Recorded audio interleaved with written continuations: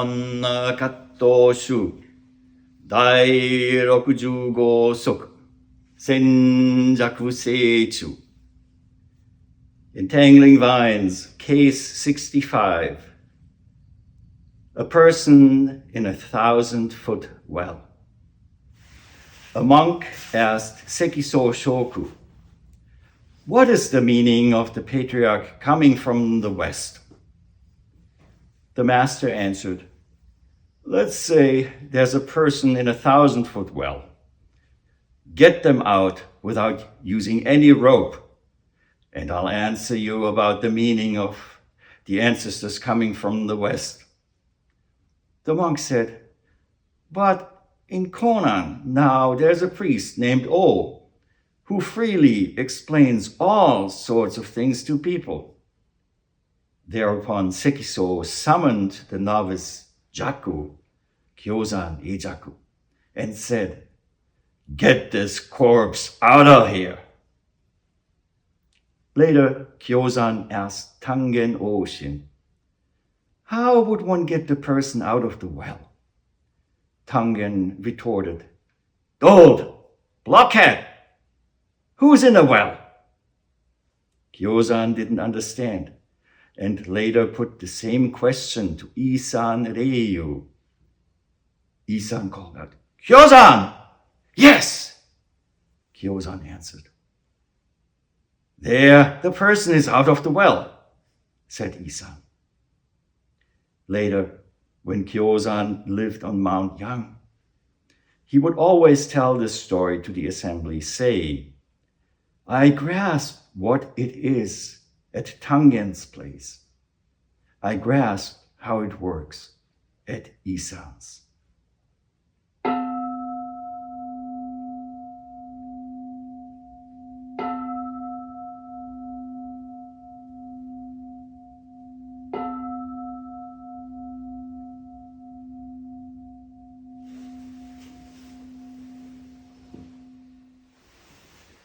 Well, good afternoon. Good afternoon. Here we are again, sharing this space, which is such a special way of spending our lives. Looking forward to the celebration of So and Roshi's having come to America. We'll celebrate that tomorrow.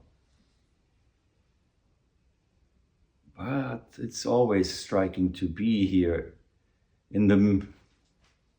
right here in Manhattan, where life goes at a pace that is quite different than the pace, let's say, in the middle of the country,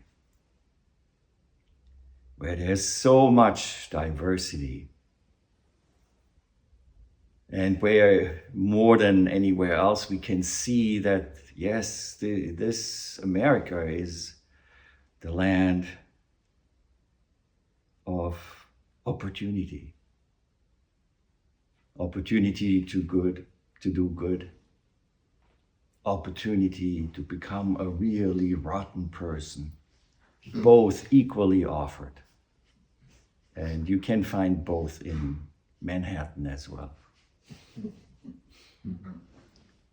Unrestricted, it's called freedom.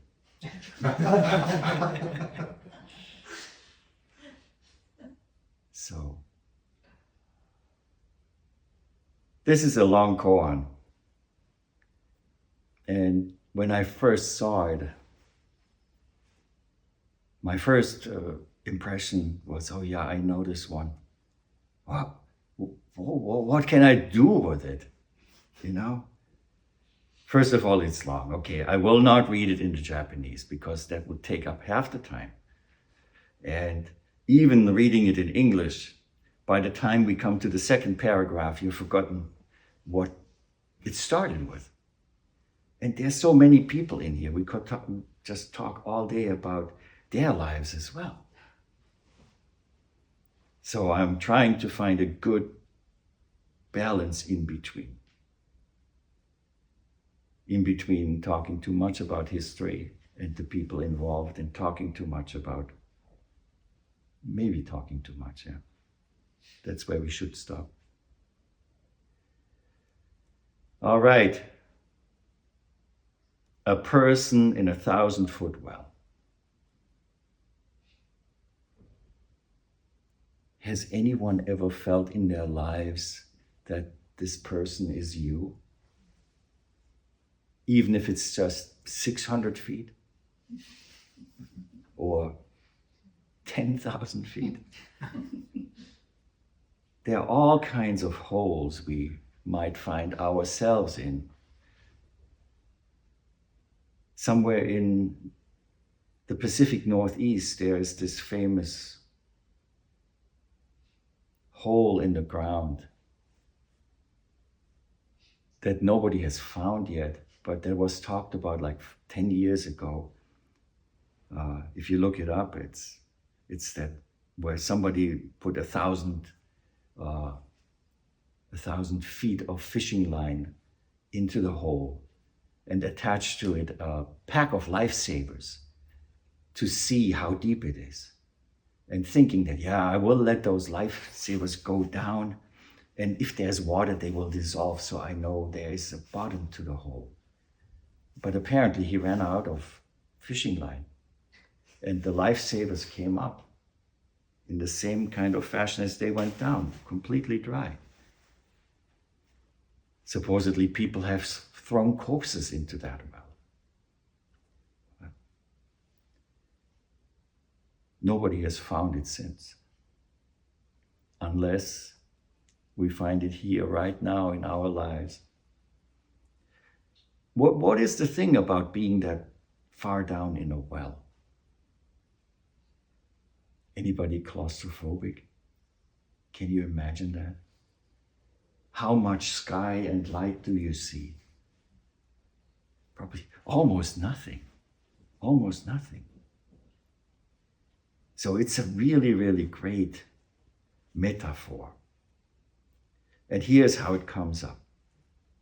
A monk asked Sekiso Shoku. Now, who is Sekiso Shoku? He was a successor to Hyakujo Eikai. Remember Hyakujo and the fox, Hyakujo and the monastic rules. A day without work is a day without food. That Hyakujo. He had many successors, and one of them was Sekiso Shoku. So this monk comes up and asks, what is the meaning of the ancestor coming from the West? What is the meaning of Bodhidharma coming from the West? What kind of a question is that? We have all heard that question before. What does it stand for?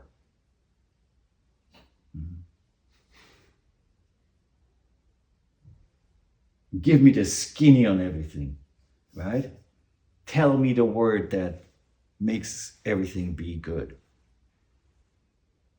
Solve it for me. What is the meaning of Zen? What is the meaning of life? Why am I here? Why am I practicing? What is the meaning of the teaching of the Buddha? All of it together. And here the master answered. Let's say there's a person in a 1,000-foot well. Get them out without using a rope. And I'll answer you about the meaning of the ancestors coming from the West. Do you think the monk was very satisfied with that answer? No, probably not. Probably not. First you give me this, then I will tell you. So he was quite upset. And he said, oh, but in somewhere else, in a different city, there's a priest named O who freely explains all sorts of things to people.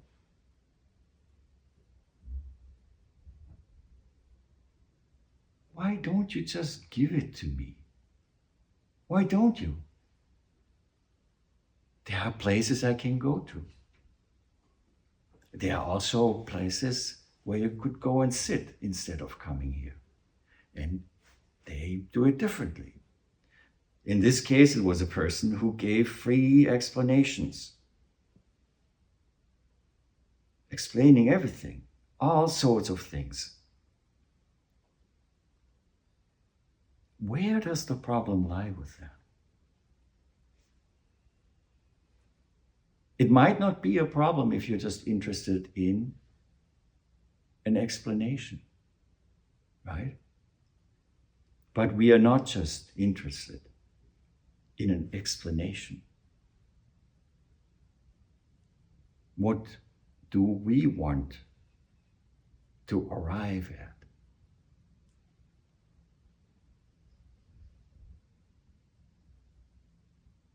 More than understanding, more than thinking about it or being able to imagine what it is like, to have that question answered. Much more than that. And our approach includes this bodily practice of sitting with our bodies, with our minds and hearts, but with the body. That is quite important. Embodiment is the word that is sometimes used. And my ordination teacher, Joshu Roshi, he used to say that actually before World War II, in the Japanese monasteries, the word that was used for somebody who gets it, it wasn't necessarily kensho. It was not satori. The word that was used much more often was taitoku. Taitoku. And taitoku, tai is the body, karada. And toku is to attain with the body. So there's a really important aspect to that when we sit here as bodies and when our bodies begin to communicate with us. Well, I have to give it to the body. It's not very subtle how it communicates, you know? It has a very short span of tolerating what's there, and then suddenly it goes to 10 out of 10 on the scale, right? Not very helpful quite often. I'm always reminded of the practice of body scan in the mindfulness tradition, which is a wonderful thing. We don't even need that here, because your body will begin to talk to you, even if you don't want to hear it. So, with the body, we have to get it. And we'll see, it's right here in this koan as well. Now, of course, Sekiso wasn't too impressed, let's say that, with the monk. And he called a novice. Novices are at the lowest level. They just came. And the other person was already a monk. So to add like insult to injury here, he summoned a novice, and it happened to be Kyozan Eijaku, and said, "Get this corpse out of here." Why corpse?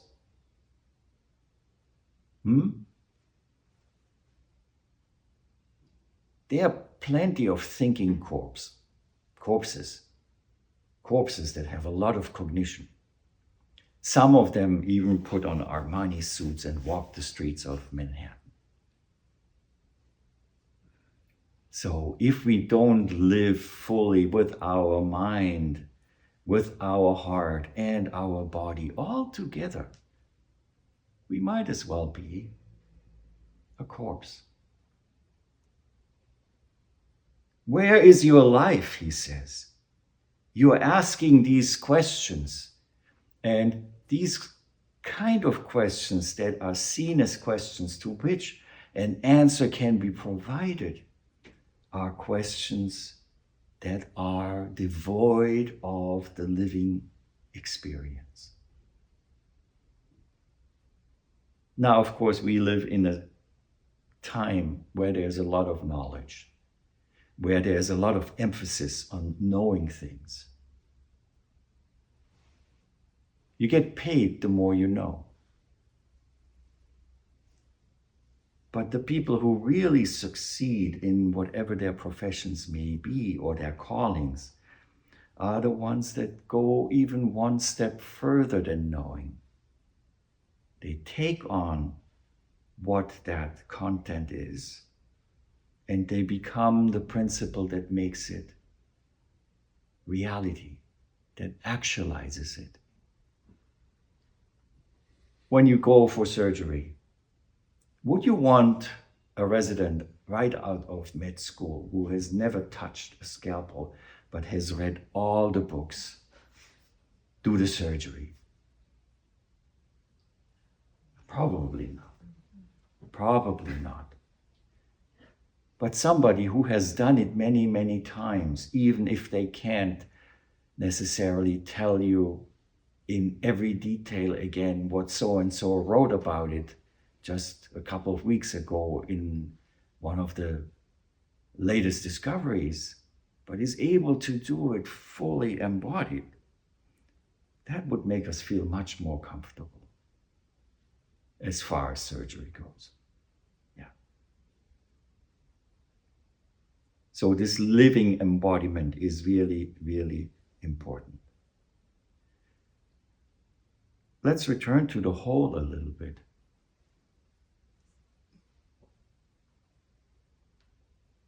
We all find ourselves in holes like that. But if we take it just one step away from our personal experience and we look at humanity as such, as being a human being, what would the whole represent in the Buddhist context? Just think a little bit. Any wild suggestions? Nobody? Maybe the unknown. The unknown? Yeah, could be. But if you're in that hole and it's pretty tight, you actually know exactly where you are, and that makes it worse, Discomfort. Oh yeah, there's certainly discomfort, unless you dwell in a hole. And some people are quite happy dwelling at the bottom of that hole. Preferential mind. Preferential mind, yeah. It's that those are the walls certainly of that hole, because it's like a tunnel vision, and not actually, it's not a tunnel, but it goes up. So there's another element that really works against us when we are at the bottom of that hole. And that is? Not seeing clearly. Yeah, not seeing clearly. And what kind of force also? Gravity. Gravity. We try to climb out of the hole. 997 feet. And then we go like, back down, right? So gravity is against us too. So there is something that pulls us down. But what about calling this whole delusion? Delusion.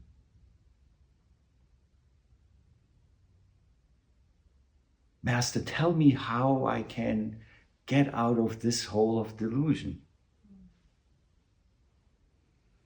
without a rope.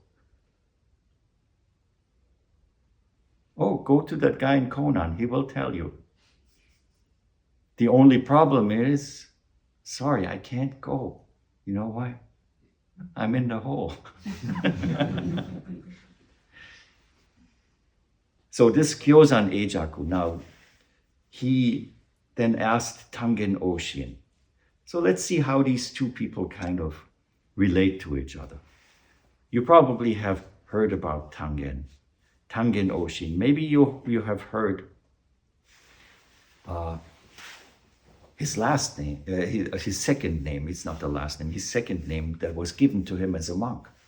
You know, we don't know much about his life except that he served as the attendant to his teacher Nanyo Eichu, who himself was a successor to Daikan Enozenji, the sixth ancestor. And Nanyo Eichu was also a national teacher, you know.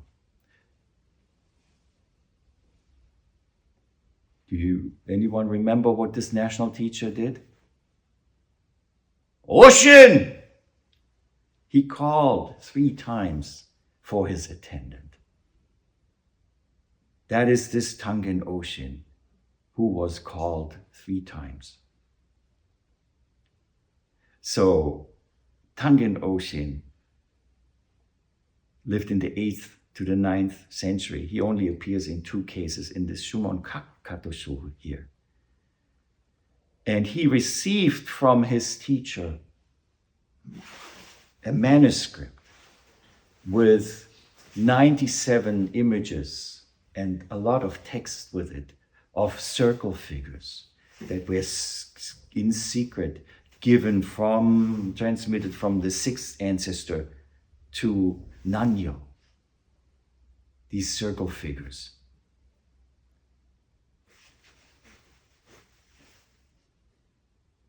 Is there one thing you remember about the 6th ancestor? He couldn't write or read. So this guy who couldn't write or read had this manuscript that supposedly he made. So that already points to this is an interesting story. It's certainly true, right? It is a story. So he received those 97 pictures and the text that goes with it. And he actually then gave it to Tangen Oshin. Tangen Oshin then, as a good student, kept it and gave it to his successor, Kyozan Eijaku. Kyozan Eijaku lived from 807 to 883 in the Common Era. He appears in 12 of these cases in the Entangling Vines collection. He was a native of the Shaoshu in the present Guangdong province. His family name was She. He's an interesting figure. Like many of those masters from that era, he wanted to become a monk at the age of 15. But his parents, no, they didn't want him to become a monk. But he thought, yes, I want to become a monk. And at the age of 17, he stopped asking and he started embodying his desire to his parents, demonstrating his seriousness of becoming a monk. By doing what? Cutting off 2 of his fingers.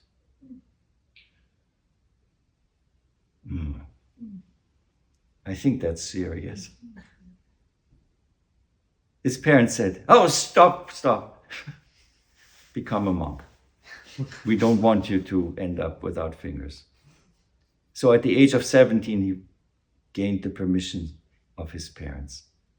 And he studied Vinaya, the precepts, the rules of the Sangha, and went to see a couple of great masters of the time.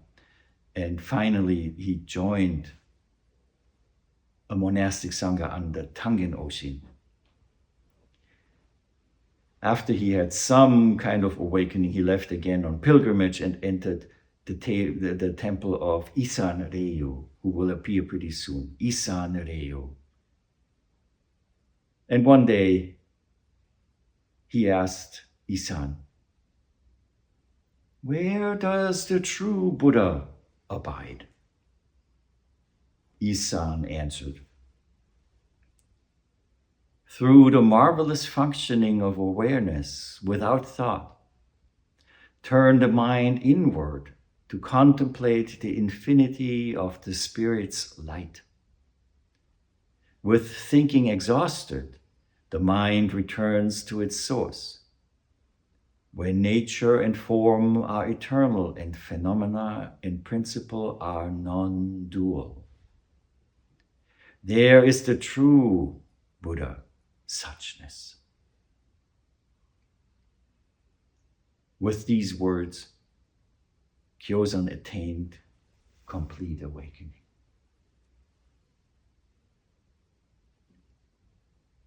Through the marvelous functioning of awareness without thought, turn the mind inward to contemplate the infinity of the Spirit's light. A wonderful instruction for Zazen.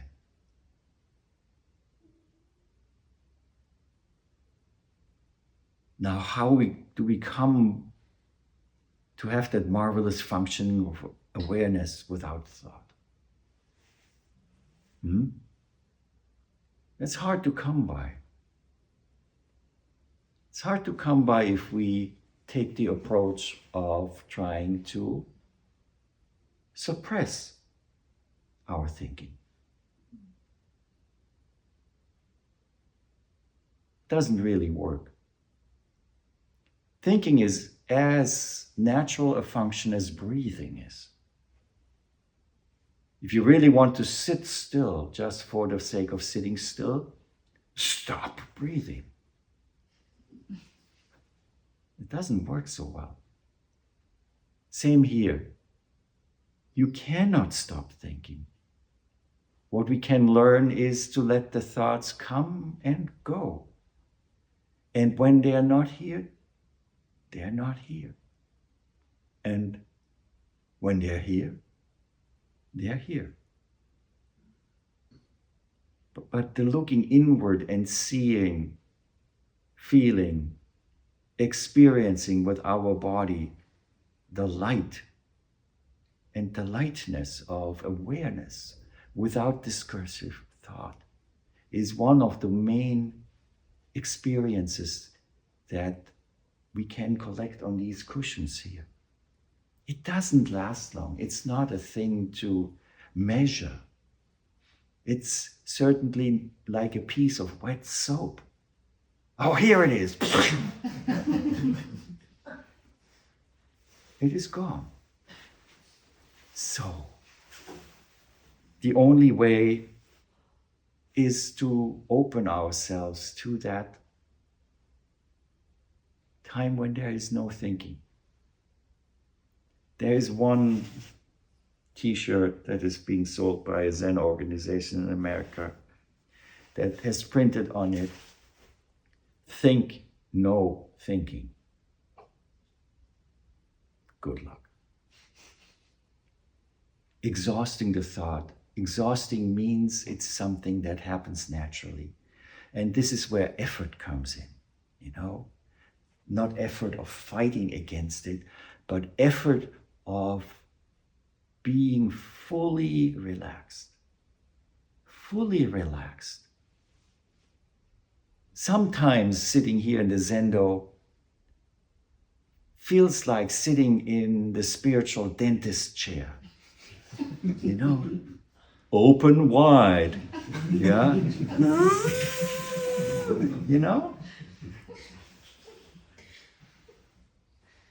Best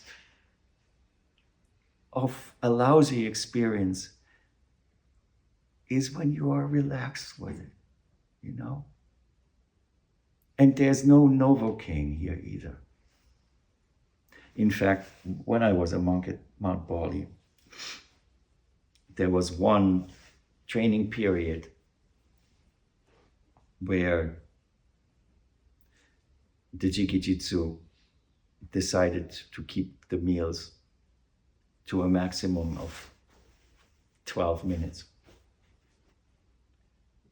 We all lost weight. A lot.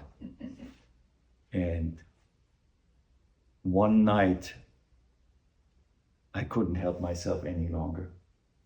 I snuck into the Tenzo at night when everybody was asleep. I went to the walk-in cooler.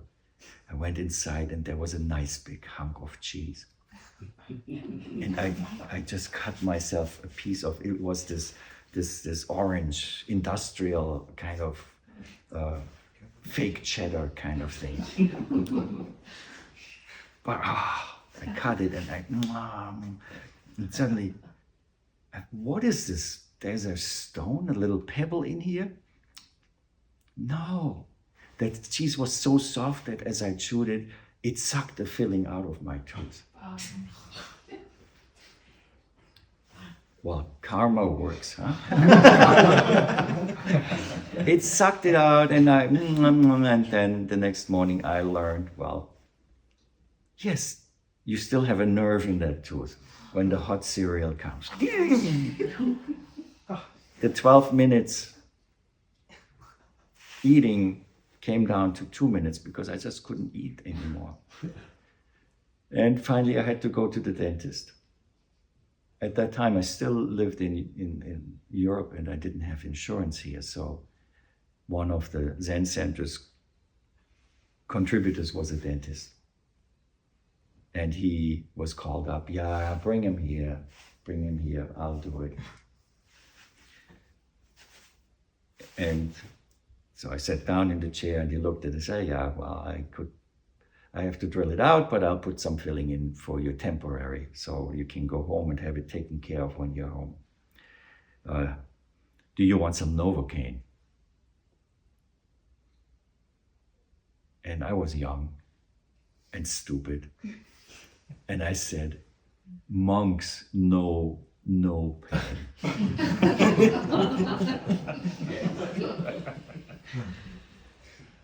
I was taught that is not true. And I know it now. So, this is how it goes. How did we end up in this hole?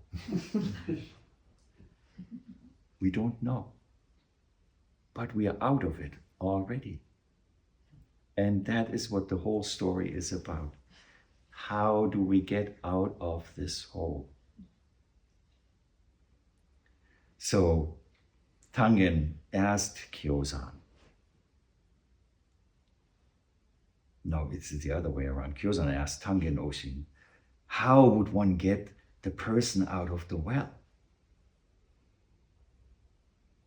And Tangen said, pretty quickly, hey, dolt, idiot, who was in the well? And Kyozan didn't get it. Didn't get it at that moment yet. But later, he asked Isan Reo the same question.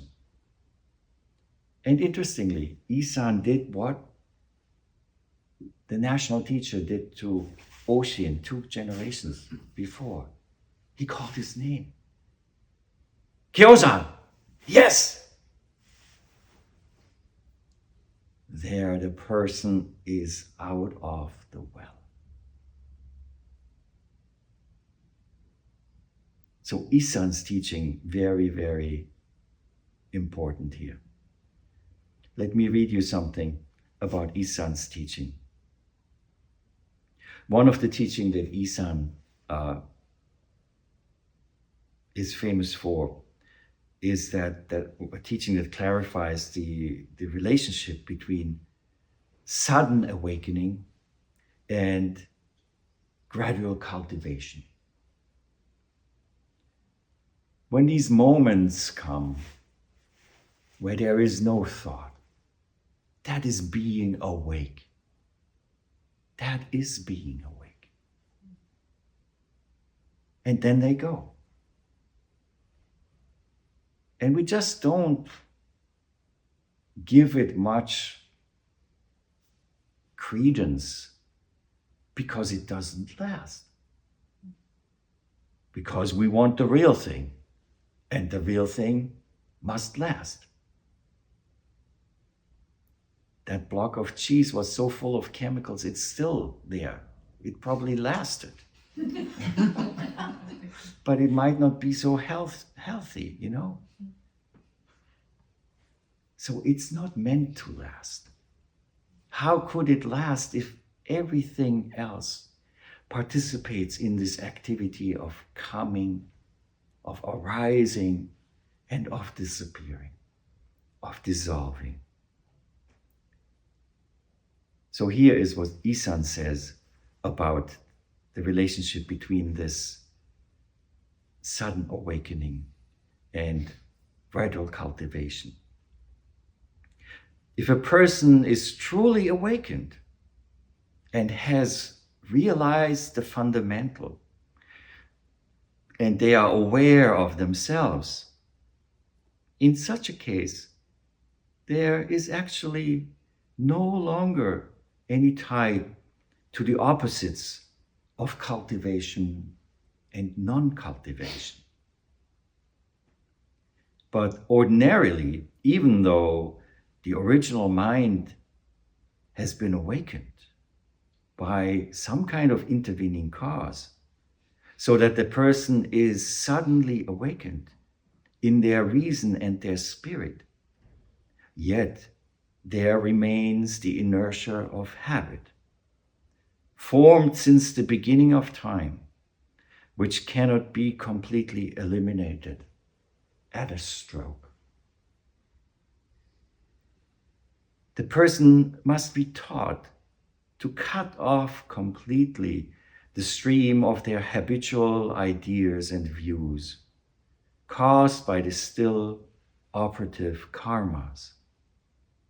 This process we could call purification or cultivation.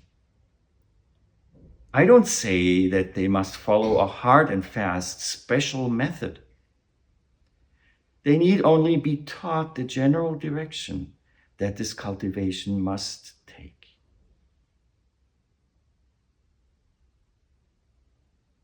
So, this is very, very profound teaching. The inertia of habit.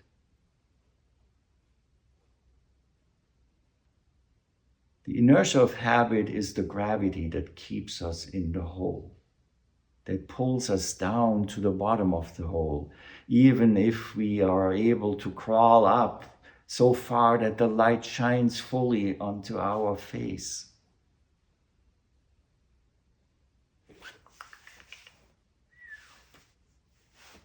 Down again. What shall we do next then? Get mad? Get me a rope.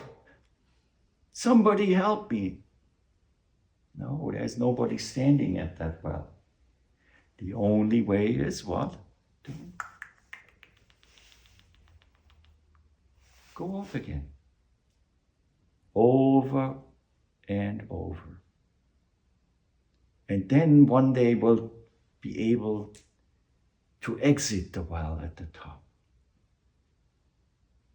And we'll stand in front of it and look down and say, see you later. Take a step back and fall into the next hole.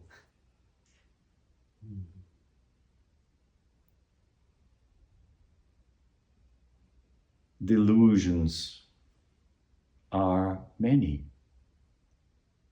Somebody said that before. I think somebody chanted that, right? Right? Which part of the 4 great vows talk about that? Which one?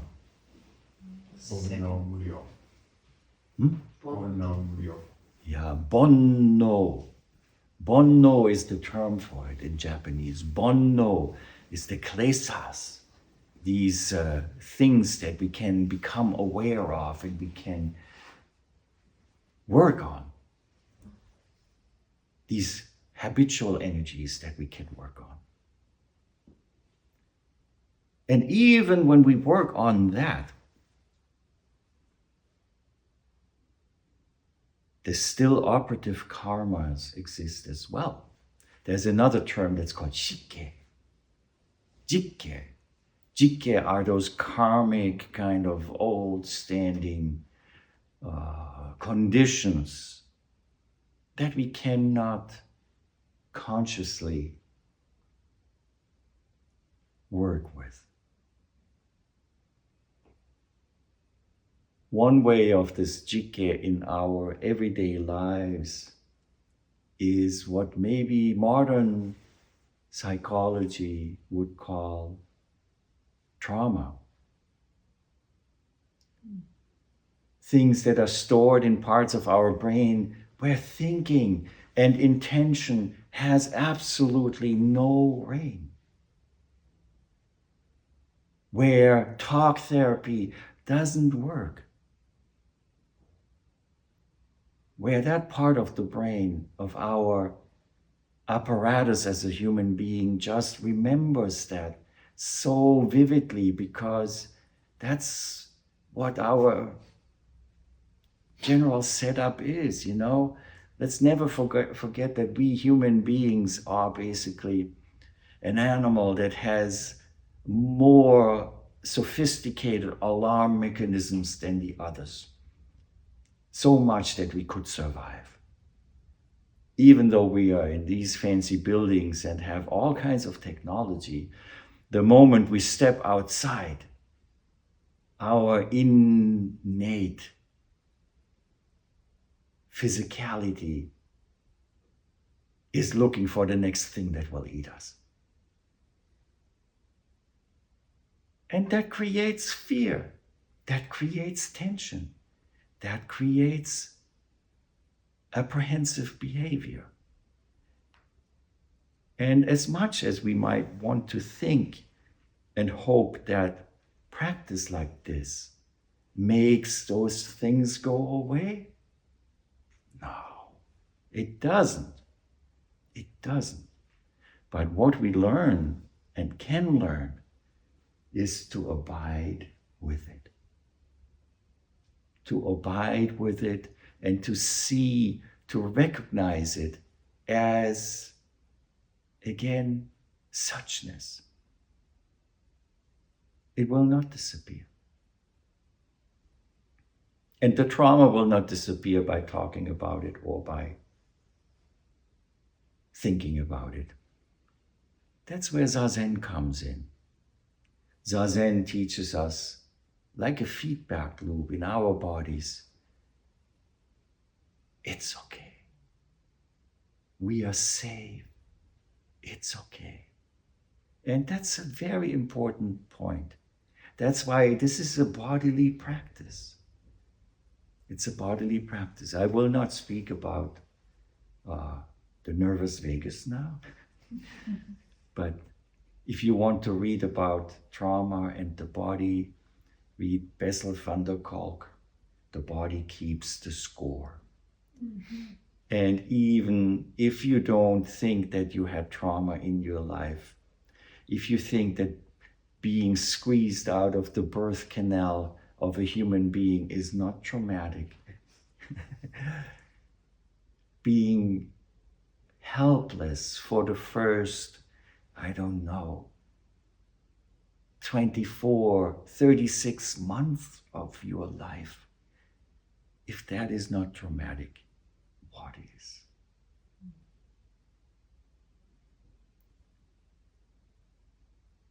So Isan had that already down. He already knew that. Now getting out of the well, both answers are here. Kyozan says, how do you get them out? And Tangen says, who's in the well? Yet he didn't catch on yet. Isan said, Kyozan! Yeah. Oh, the person is out of the well. Do you get it? Do you get the gist?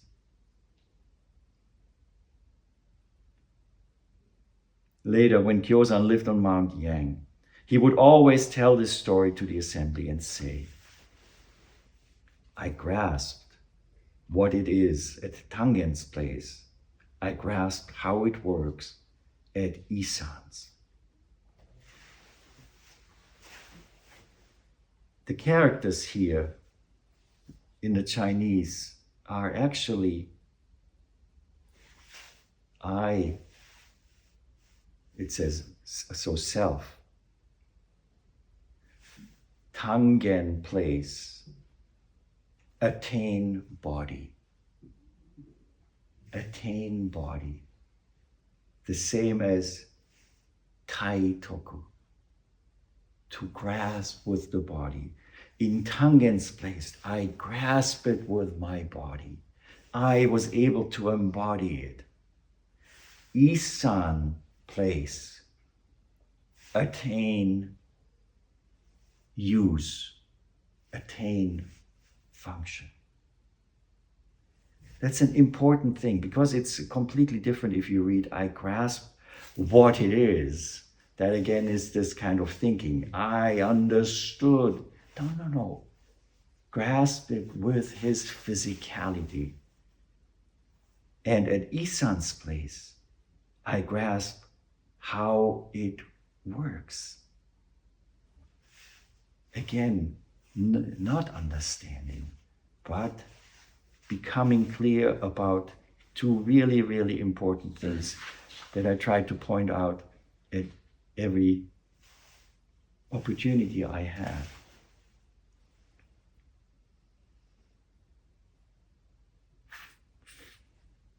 Content and function. Let's say it this way. Content and function. When we sit down and the thoughts come, in the beginning of our practice and later too, nobody is immune to that. We are consumed by the content of what is playing out. Sitting in Zazen is like putting the antenna out. And then let's see what channel there is. And some people spend their lives on the cushions channel hopping.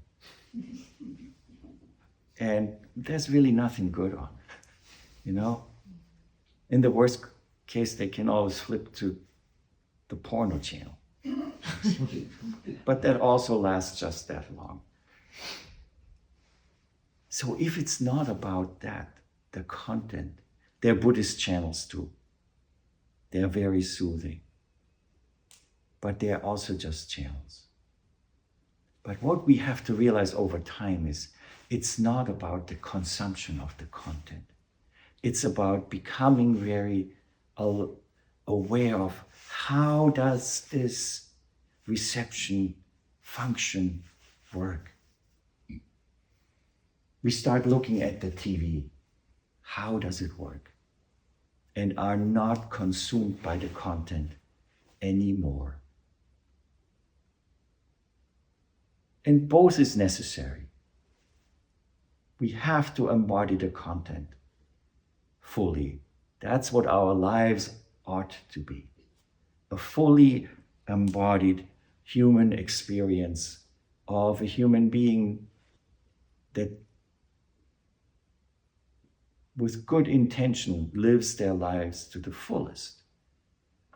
But at the same time getting really, really familiar with the functioning of it, how it actually works. It's not about knowing and understanding. It's not about, so knowing and understanding are not the same.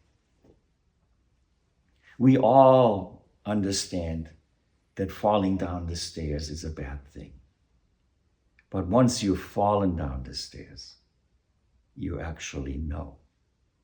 And not only that you actually know, you can't understand it.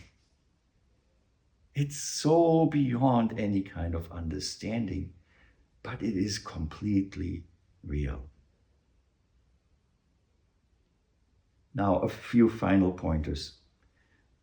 whenever you encounter something like this koan in the Zen tradition, not only the question, what is the meaning of Bodhidharma coming from the West, but then the setup. Let's say XYZ is a setup hypothetical. Zen doesn't do hypotheticals. Our minds love to do hypotheticals and think, if I won the lottery, if I were enlightened, if, let's say, does not mix well with Zen practice. The Buddha himself never answered any metaphysical questions. Metaphysics, again, is something that is completely removed from this reality. Remember Malunkyaputta, Buddha, who asked the Buddha to tell him some of those big metaphysical questions. Is it or is it not? Is it and blah, blah, blah. All kinds of questions. And the story about the person hit with the arrow was told to Malunkyaputta, where the Buddha said, well, let's say a person is hit with this arrow that is full of poison. And the guy would say, well, I won't have this arrow removed unless somebody tells me if the person who shot the arrow was a nobleman or a commoner. What kind of wood is this? What kind of feathers are there? And all kinds of questions. That is what these kind of metaphysical questions do to us. In the meanwhile, the guy would die. So, being in the whole, when we are in the whole and the walls are in there, call yourself. Call yourself. Whatever you call yourself. Hey! That's how you get out of the hole. There is no hole apart from you. There is no restriction apart from the ones we create in our minds. And if there are, at times, they might be just these jike, these underlying, untouchable conditions with which we have an opportunity to learn to manifest khanti, kshanti, forbearance, by fully accepting them. So, this is the story of the person in the hole. Eventually we will encounter those 97 circle figures again. There was a whole school that dealt with it, you know. It's the school that was founded by Kyozan and Isan. And I from Isan and Kyo from Kyozan becomes Igyo, the Igyo school. And the interesting thing that happened there is that after Tangen Oshin gave Kyozan the book with the figures, the only existing, little later, Tangen asked again, oh, Kyozan, but what did you do with it? He said, well, I read it. I understood it completely. And I burned it. Oh my God, how could you do that? And there he said something that's important again. I grasped it fully with my body and the function. There is no need to hold on to the words. But what about giving it to the next generation? It's true, that was a quite self-centered kind of view of that. So Kyo-san said, oh, I have it memorized. And he reproduced the whole thing again so that it would continue a long, long time. The long, long time wasn't that long because a couple of 100 years later, the Ikkyo school was eaten up by the Rinzai school, like many other schools. But this esoteric circle will appear actually even in the Shumon Katushu, and we'll get to look at some of them. Anything that helps is fine. If it's circle figures, it's fine. If you sit on the cushion and there's something that helps you survive yet one more breath at a time, it's not a cop-out. Don't be so hard on yourselves.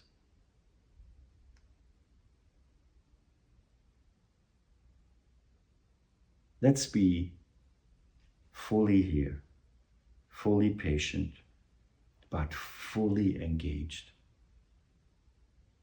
Sometimes we will get sucked into whatever is playing on that channel.